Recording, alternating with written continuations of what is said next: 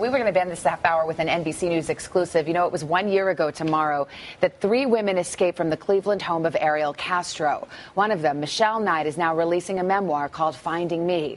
We're going to talk to Michelle in just a moment. But first, Knight's 10 years, 8 months, and 14 days of captivity.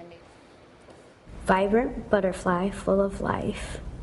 Every time I see one, it reminds me how precious life can truly be. Michelle Knight was just 21 years old when she was kidnapped in a Cleveland neighborhood by Ariel Castro. What followed was more than a decade of unthinkable abuse. You must have felt so much rage. There was anger points at times, yes. There was also suicidal attempts, yeah. Because you get to a point where you feel like it's hopeless. Castro later kidnapped 2 other women, Amanda Berry and Gina De Jesus. Knight says she and Gina often dreamed of their escape. There was times where me and Gina just wanted to hit him over the head with a frying pan and just run out the door. But he wasn't a hurtful person. We couldn't do it. So we was like, we gotta find some other way. On the evening of May 6, 2013, Berry and the 6-year-old daughter she had while in captivity broke free. I've been kidnapped and I've been missing for 10 years, and I'm here. I'm free now.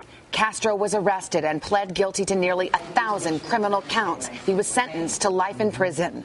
But just 1 month into that sentence, Castro was found hanging inside his prison cell. Now, Knight is starting a new chapter, rebuilding her life and telling her story in her own words.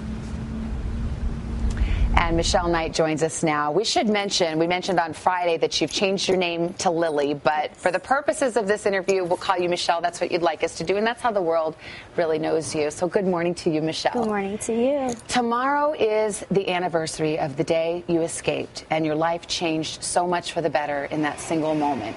How do you feel as this big anniversary approaches? It's just a day that I wish would go past and I could live my life. You've had your freedom now for a year. Is it still hard to get used to sometimes? Sometimes, yeah. You still kind of pinching yourself that things have gotten so much better? Always. Yeah. It's so wonderful to see you smile, and I think the more people know about your story, the more amazing they think it is that you can smile. You decided to tell the story and write the book, and that meant reliving some really hard moments. What's been hardest for you in that whole process? Actually telling the story and getting it out, because reliving it is the most hardest part to do. You still fight those thoughts that come back, those memories? Yeah. Yeah. One of the things we talked about is, you know, you're free now, but being free in your mind is a different thing. Yeah. Do you feel more free in your mind? Yes. Every day I feel so much more freer. I'm able to do everything and anything I always wanted to do. Yeah. One thing I know a lot of people wonder is what your relationship is with the other girls. They were part of your life for a long time, and I know you care so much about them. People wonder if you still talk to them, if you've drifted apart, and how things are, how you feel about that. Well, right now we're all healing in our own way. Sometimes relationships, including friendships, don't last that long. We were just in each other's life for a short amount of time. And maybe, just maybe one day, we'll get back together. Yeah. Would you like that to happen? Yeah. Yeah. It seems strange to think of it, but I'm sure in some ways you miss them. Yeah. One of the things I was really blown away by when we talked before was you told me that you're able to forgive Ariel Castro. Yes, I am. How is that possible? Some people look at everything that happened and they think, I couldn't do that if I were in the same position. Well, if I did something wrong, even if it was a small thing, I would want somebody to forgive me. So I can forgive him for what he done wrong. Because that's the way of life. When you first found out that he had died in prison, what was your first reaction? I was saddened about it, but also confused at the same time. Like, why would he hurt his children like that? Why would he leave them? You were saddened by it? You really were? Why is that?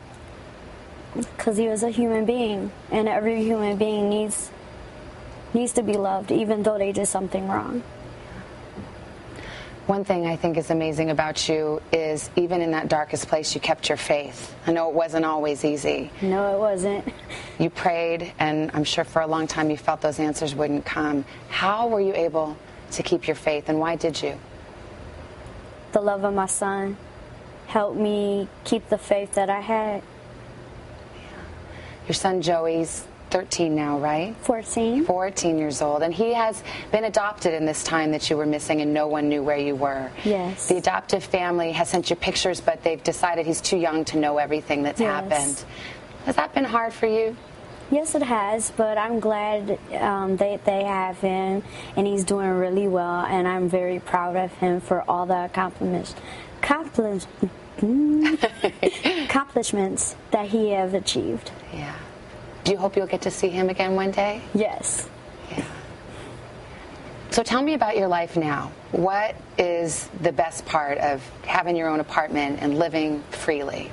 Being able to wake up in the morning, make a cup of coffee, and sit there, watch TV, listen to music, and just look at the beautiful sky. And what would you want people to know about you and your new life and how you're doing now? I would want everybody to know I'm doing just fine, and everything is really exciting right now. I'm doing singing.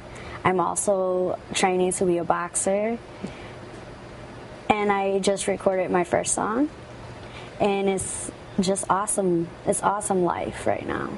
Well, I can't think of anyone who deserves it more. Michelle Knight, thank you for being here and for sharing your story so courageously. We really appreciate it. You're very welcome. And again, the book is called Finding Me.